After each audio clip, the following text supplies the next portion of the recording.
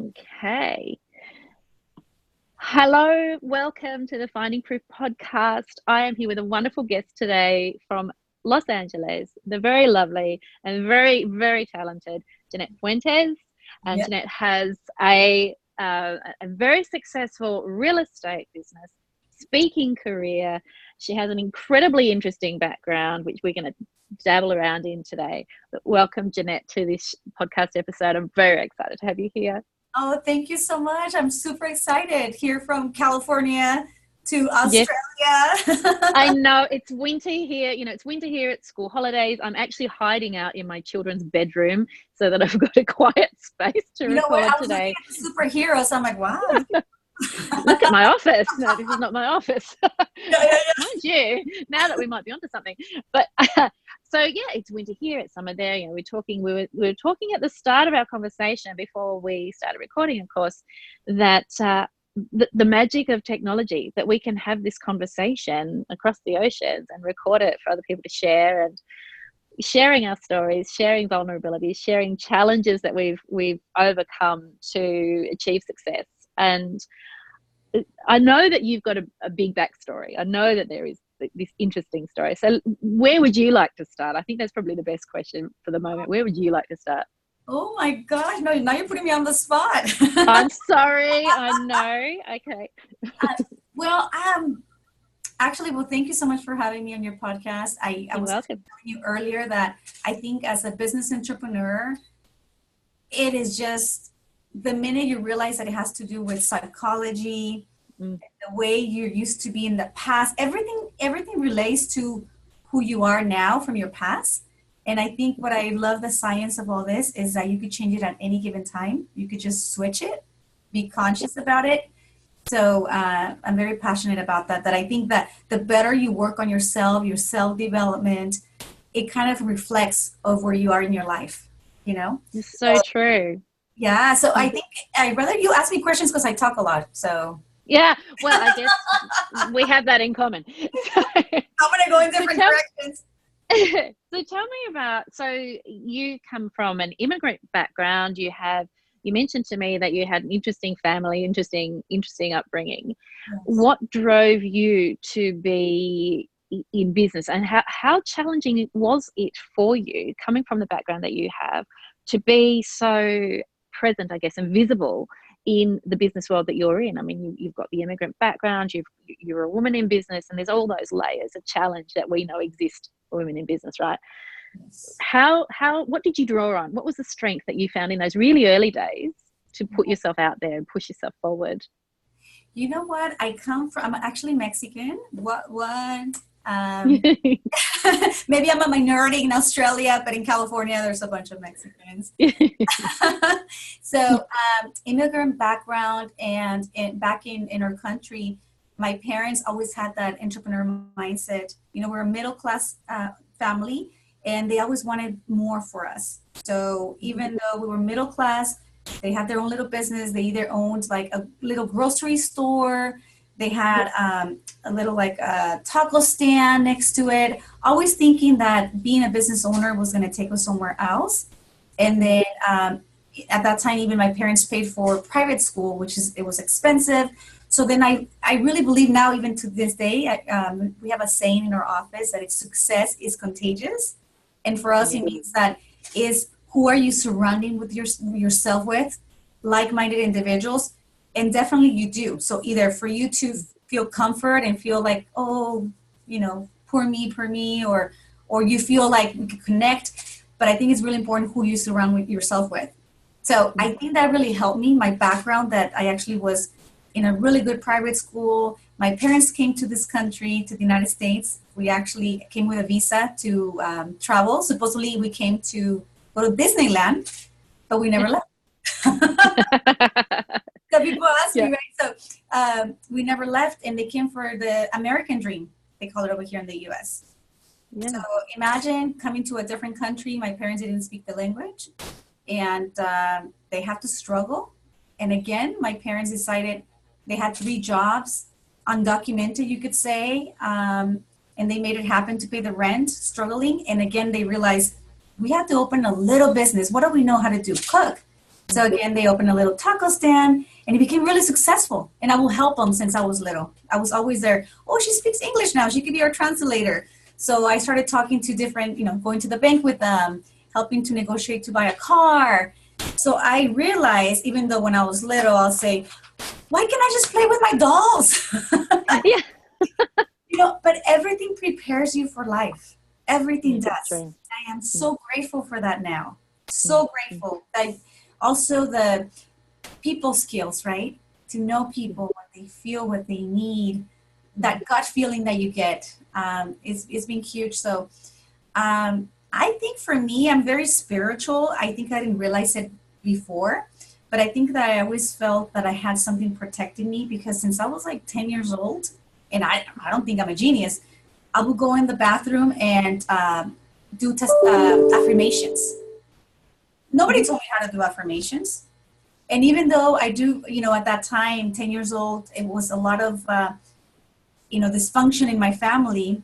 It was even before coming here, alcoholism and domestic violence and things of that nature, right? So I was a 10-year-old, that I would go to school without sleeping because my parents had big old fights in the middle of the night. And I was an A straight A student. So for me, since I was little, I took it the opposite, which usually they say is one way or the other, black or white. Yep. So I think I had a lot of strength. Now I know that for me, it was like the faith, my Holy Spirit that I had, never give up and just continue to keep on going. So I'm very glad came into this country with my parents. That's why I like to give them credit, because even though they had all that stuff going, they supported us. They actually purchased their first home when they came here. It took them 2 years to buy their first home. So that's, wow, you know what I mean? And that's it was pretty amazing, yeah. A nice house, with a pool, all of that stuff. So it was, I had good, I actually chose to also see the good, not just focus on the bad, And to be able to graduate, I actually graduated. So I don't know if you know a lot of politics and everything in the United States, but in my 20s, a little. in my 20s, people from different ethnicities, they will say, oh my gosh, you graduated from college? Oh, wow. And you're not married at 19 and you don't have any kids? Because they will see the different mindset of, what they're used to. Yeah. I've always been outside the box. I've always been a little bit of a rebel in that sense, that I just knew I had big dreams, but I always also knew what hard work is. I never thought it was going to be easy by just marrying a rich man to take care of me. Because as a woman, that kind of crosses your mind, your surroundings. So then when you start hanging out with girls that are maybe, they're good looking, then they talk about, maybe we should marry a rich guy. We should go here. And you know what? Even though I was like, okay, entertaining the idea, I didn't like feeling as a trophy or not value as who you are as a person. So then I said, I don't think so. I think I'm gonna choose the hardworking route. Yeah. You know what I mean? Yeah. And that gives you some confidence. I think you've touched on a few things, that are common themes when I'm talking about, finding proof. I was saying to you earlier, finding proof. It's all about being able to recognize within ourselves that we already have everything we need to draw on to, step up and be brave and courageous in our business careers. And sometimes we need to find that proof from within. I mean, you've talked about faith, and faith is whatever anyone decides to define it as, right? It's whatever it is that you believe in that is a strength that carries you forward. So it doesn't necessarily mean a religious faith for some people, but it's a faith in something is so important. And that inner courage. You talked about being a rebel. I've always talked about myself as being a misfit, and because similar background, we have similar backgrounds in terms of family dysfunction and things like that, and choosing school and education and focus and drive as the thing that is the steady thing that you're going to focus on. Yes. And choosing, and this is really important because you've mentioned this before too, you're able to choose what you focus on, you're able to choose what you let influence you, you're allowed to choose what you give your power to. And I think for not just women in business, but I think also, in this age where men are learning also to acknowledge their own emotional vulnerabilities and how to exist with that in this landscape, being able to acknowledge that we have these challenges and we can choose and be vulnerable at the same time is, it's a strength. Yes. It's a strength. And you carry that forward and you fly that flag and you move forward with your business or whatever it is in life. It doesn't just relate to business, of course. You were telling me before we started recording the episode about your experience. I think this is a really valid one, especially for women in business. You studied journalism and you had a very interesting experience after you graduated. Would you like to share that story? Yes, it's probably been 19 years ago, to be exact. So yeah, I went to college with a lot of dreams, hard work, one of the best students, and I got awards for being like a really good reporter for the school when I did my last, final, what have you. And I got recognized to be, I think I won number one. Actually, I did number one for all California as an investigation piece.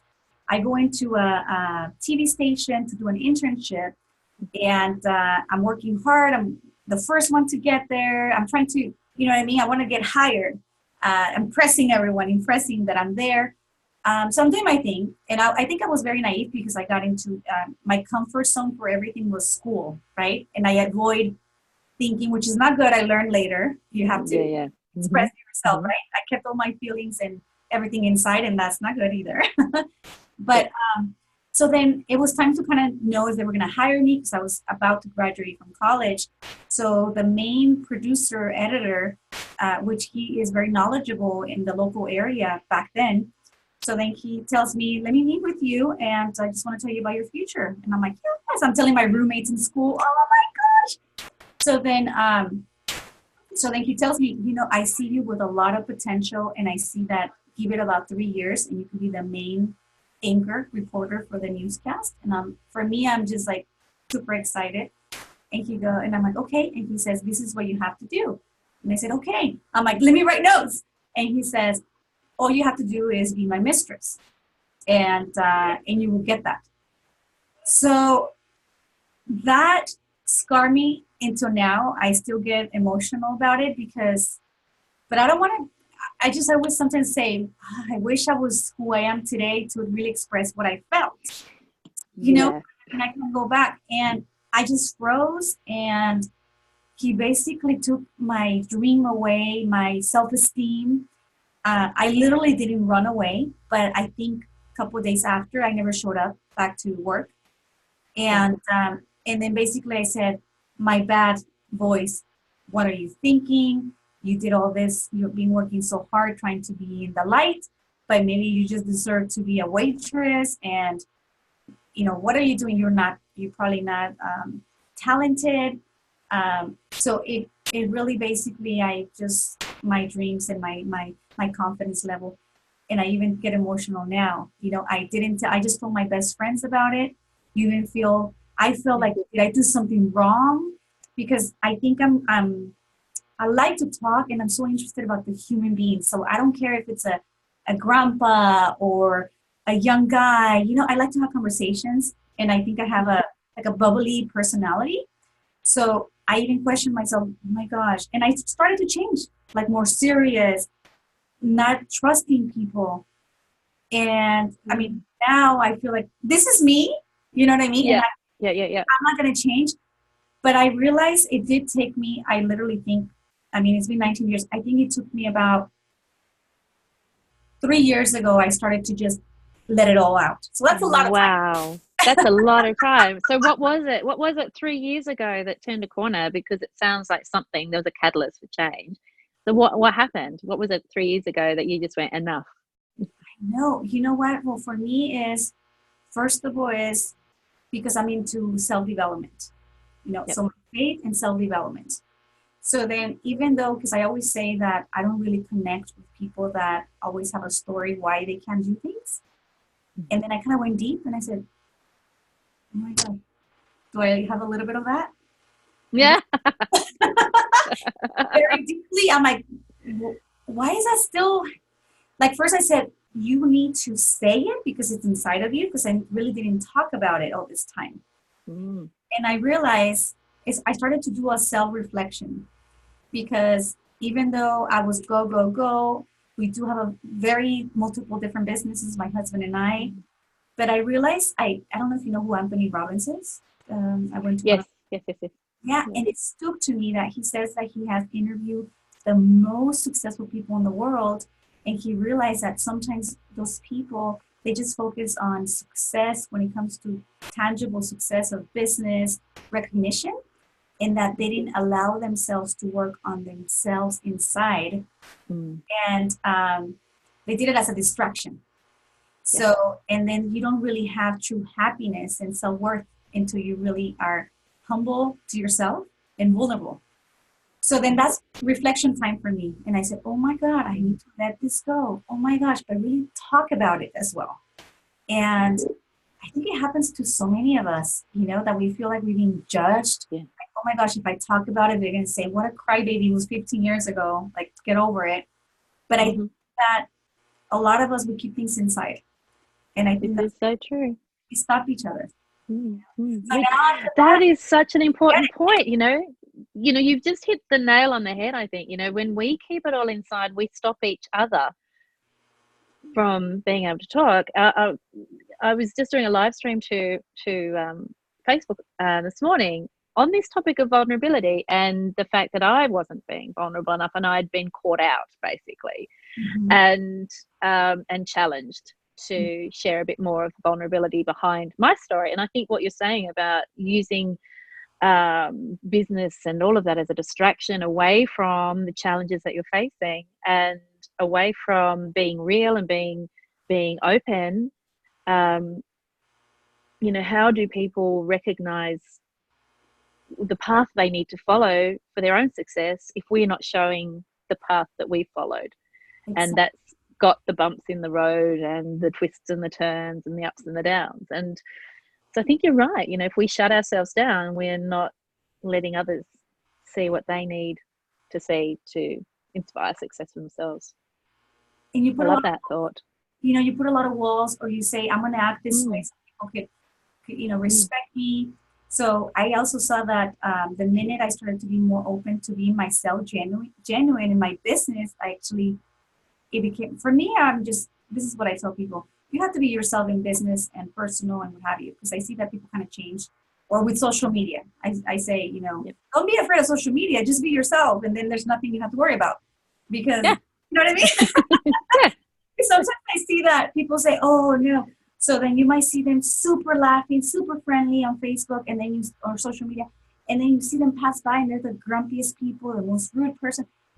That's very extreme. But sometimes people are very serious. It's okay. You know what I mean? Just project who you are. Don't try to be somebody else that you're not. So when I opened myself as being more vulnerable, because I thought that being a woman in business and for men to respect me, I started being a little bit more rude, I will say, or more cutthroat, or more to the point, or more dry. Yep. But it's not my internal self. And I thought that Yep. was a way of people respecting me in the business financial world. Yep. And the minute I was like, you know what? I know my stuff. I have a lot to offer. I could coach, I could mentor, and I could be myself. So when I started doing that, because the other way, people consider you as a little bitchy person, too much. Maybe a man could get by a little bit with that. Yeah. Just find your style, like your leadership style. So all of this personal stuff has been helping me to be a better leader for my business. And I noticed after that, I'm getting even better staff, better management. And I think I realized that everything comes from the top in the leadership. The better you are, the better people you're going to have around you. It's so true. Don't try to think the opposite. Like, people should help me. You can control what it's in you. And you could also control the people around you. And it seems like you attract each other. That's true. Yeah, that is so true, isn't it? It is so true. So when did you make the shift to real estate? Because of course the journalism was clearly a passion, the writing was clearly a passion. Yes.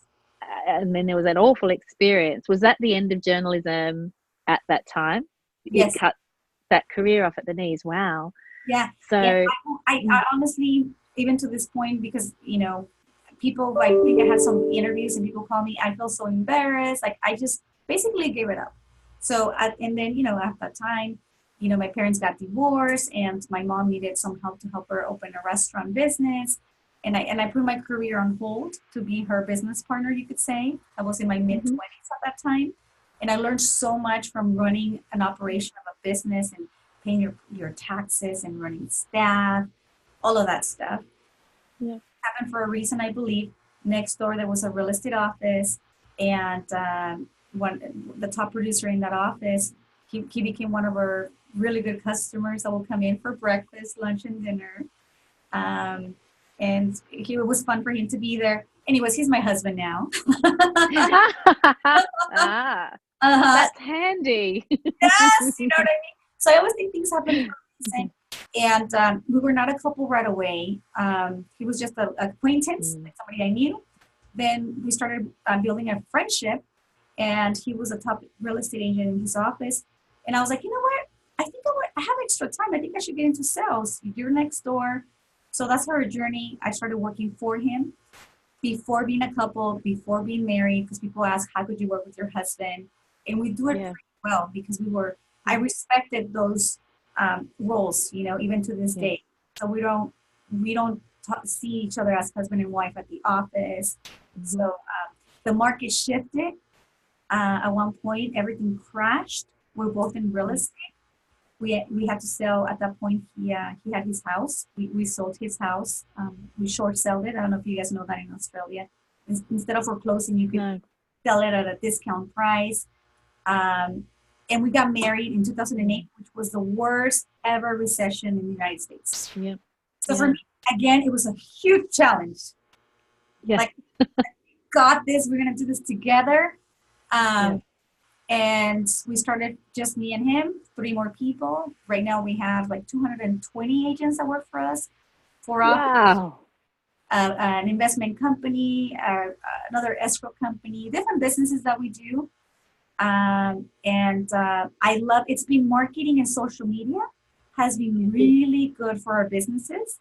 And I just realized, not sure, I don't think I'm done yet with what I'm doing, but I realized that I love to share and talk and interview and all of that stuff. So I'm implementing my passion to my own business. It's a family business and it's been helping us so much. So that's so good. And you're lighting up when you're talking about it. Like it's clearly touching all of those passion areas, the stuff that gets you excited and motivated, because you just light up when you talk about it. It's beautiful. yes. And when did the public speaking start? Because I saw that you were there was a conference, or there's been a few, I guess, over the years that you how did that start? How did that come about? So I think I'm having a passion for all that stuff. You know what I mean? So sometimes also I learned, and I'm just going with the flow right now. So things are happening, and people are asking me, for business entrepreneurs. There's different organizations, and they say, can you share your story as a businesswoman, your husband? And they're like, okay, well now as a couple, because you guys are successful in your local market here. So started to give our testimonials, and different people are asking us to speak, to go to different places. And sometimes I'm thinking, you might think that you were meant to do something, right? Yeah.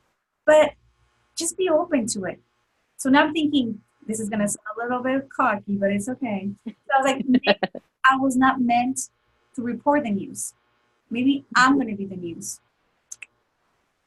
That's a nice spin. I like it. That's a really good, that's what we call a reframe. You know what I mean? But what I like about social media, and now that you can do your own podcast, and then people asking you to speak, it's not scripted. It's not scripted. Like on the news, I thought I was going to be the news. It's very scripted and very limited. So I'm finding a very good passion for speaking, and I see myself not as a speaker, but just as a testimonial of, yes, you can, there's hope, and struggles will make you even stronger. I honestly think that the best people out there that can help other people are people that have been through many different situations. Because if you had a life, how could you help or, understand each other? I often talk to, especially business owners, about the notion of one of my favorite sayings is, you don't get on a roller coaster expecting it to go round and round in circles. Roller coaster is going to go up and down, and business ownership's the same. You don't start your own business without expecting there to be ups and downs. But the exciting part isn't the ups. The exciting part is what you're going to learn from the downs and how that's going to inspire the next up. And, the growth that comes from adversity, if you are switched onto it and you capture it and you can make of it anything you want, you can grow in whatever direction you choose when things are difficult. If you switch on that idea of, this is an opportunity. This is an opportunity for me to learn something and to grow from it. Like you were saying before about helping your mum in the restaurant, you learned a lot about business from being in that role, even though at the time it felt like it sucked because you were putting your career on hold. Yes. And not knowing it was actually the foundation for what was going to happen for the rest of your life in all this exciting stuff. Right. So I was watching one of your videos. You've got this great show that you do. Are you still creating episodes for this? Because I love it. Yes. In your car, chatting with various people. And the episode I watched was with Tim Story, who's a life coach based in LA. And just the joy and the fun and the music in the car. Where's that going to go? I mean, it's a great concept, and I really like it. It was really entertaining. Do you have a wish list of what's next, or where's it going? Where's this show going? You know what? I've been talking to one of the marketing companies that we work with, and they say, you know what, we need to make this and explode and make more of it. And you see, for me, I just started doing that as a hobby. But that's to show that's what I like to do, to have fun with it, interview, and to give a good content to everyone out there, like real information, raw information. Like Tim's Story, which he's one of our coaches and mentors as well. He even asked me, they always see him as, the positive coach. He actually coaches like celebrities.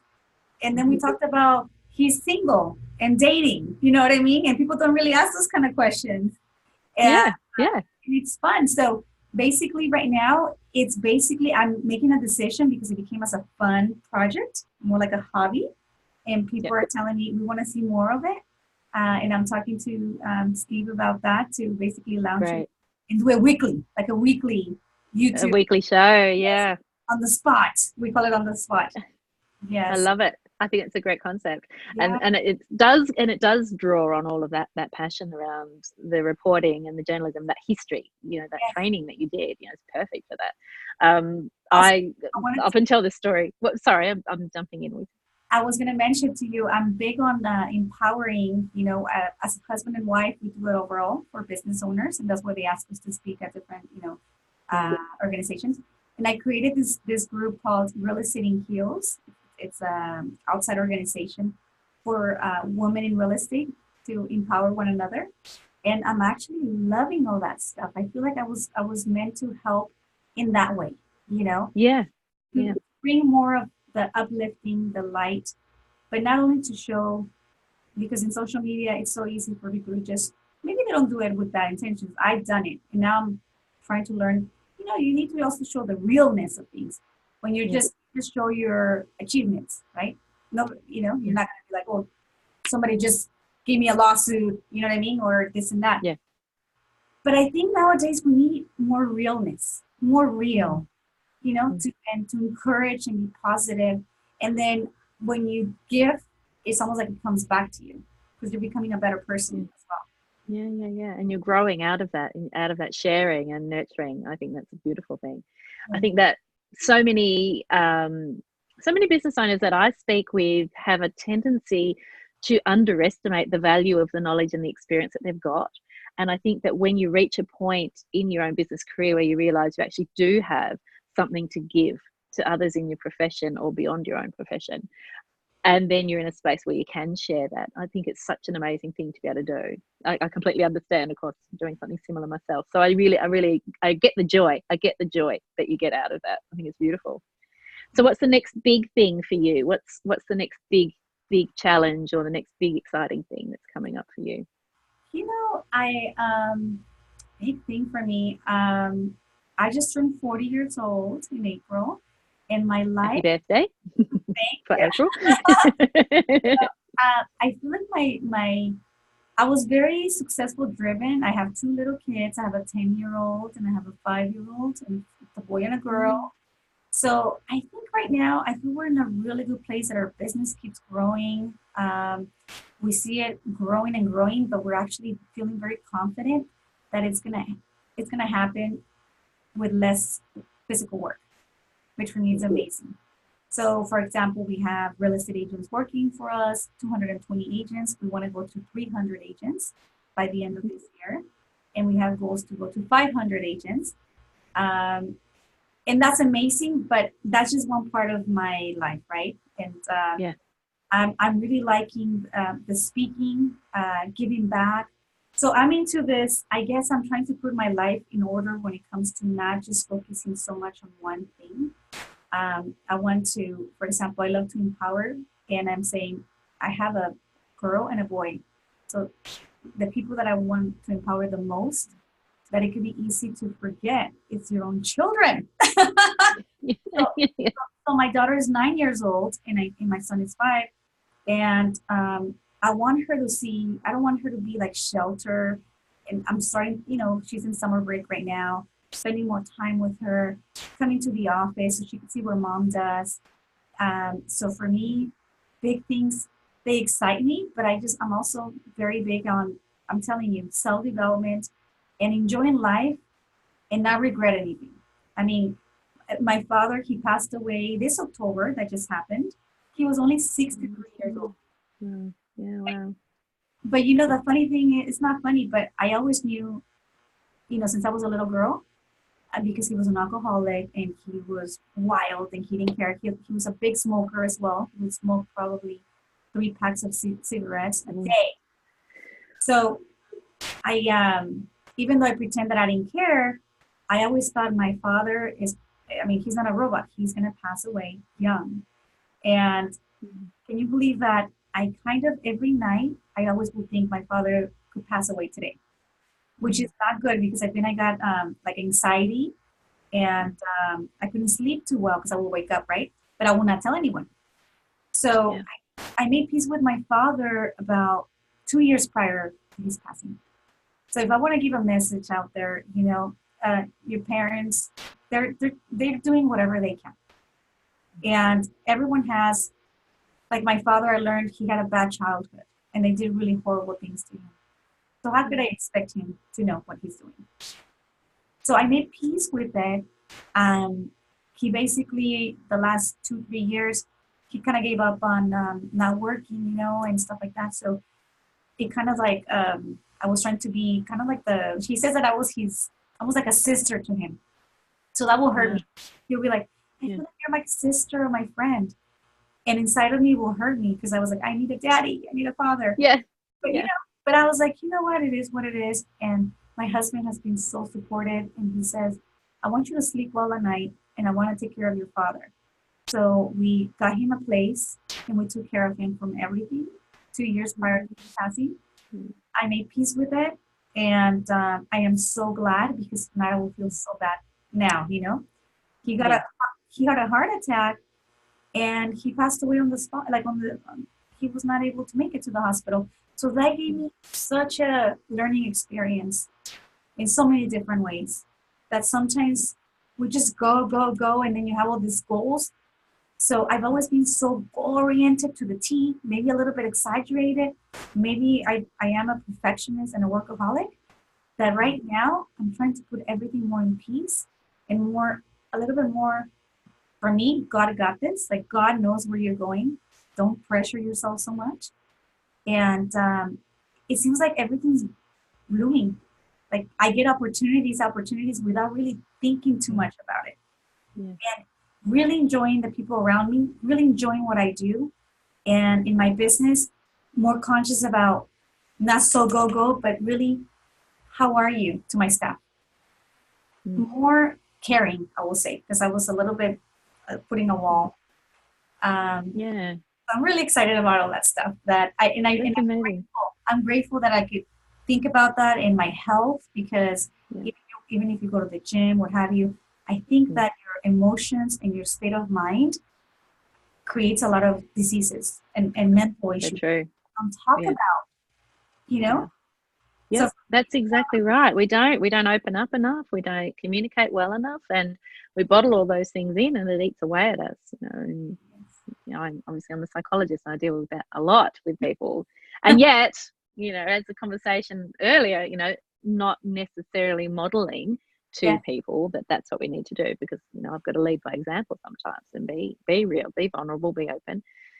So I think I'm thinking about the way your mindset has shifted, and the way you are with your mentoring clients, these women in real estate, and the way you are with your team, and the way, I mean, what a role model for your kids to see that you can have what you want if you're prepared to work hard, but also working hard on the inside. It's yes, it's so important to have that balance. have Mm. that balance. And because in the United States, it's very materialistic stuff, like Yeah. always the nice car, the nice purse, the house, which is great. Don't get me wrong. I like those things, but I'm a little more, I'm trying to balance myself that it's like, no, well, think about, like, I'm big on retirement, right? Not be, a lot of people are so flashy out there. And if you could do it, awesome. If that's what you like, awesome. But then I see so many people here, especially in the United States, that when they're about to retire, they're struggling. They're struggling, they're relying on the government. Yeah. It needs more about creating a legacy to my family and to my generations, legacy of peace, abundance, that it doesn't have to be hard, you know, Yeah. and that it has to be well rounded. Work on What a yourself. great legacy. What a great legacy to leave your kids. I think that's a beautiful message, and not just for your kids, just generally. A beautiful, beautiful message. Thank you so much for joining us today, Jeannette. It's been such a joy to talk to you, and I hope we get the opportunity to talk again. I think I think we have a lot in common about what we aspire for others around us, what we hope for others around us. So where can people find you? Where's the best place for people to find you if they want to follow you on social media? Thank you so much. I actually right now have Instagram, I will say, and I haven't created a website. So it's Instagram or Facebook. Instagram is easier. So it's the underscore, the little line under. Mm-hmm. It's Jeannette, Jeannette. Yeah, double N, double T. Fuentes is F as in Frank, Uentes. So I love to connect on social media. Imagine having these beautiful conversations through technology. It's amazing, what we could do. It's wonderful, magical. Thank you so much. I will end the recording now, but I'm not going to let you get away that quickly. Thank you, everyone, for joining us for this wonderful episode of Finding Proof. I have loved this conversation. I look forward to talking to you all again very, very soon. Bye-bye for now.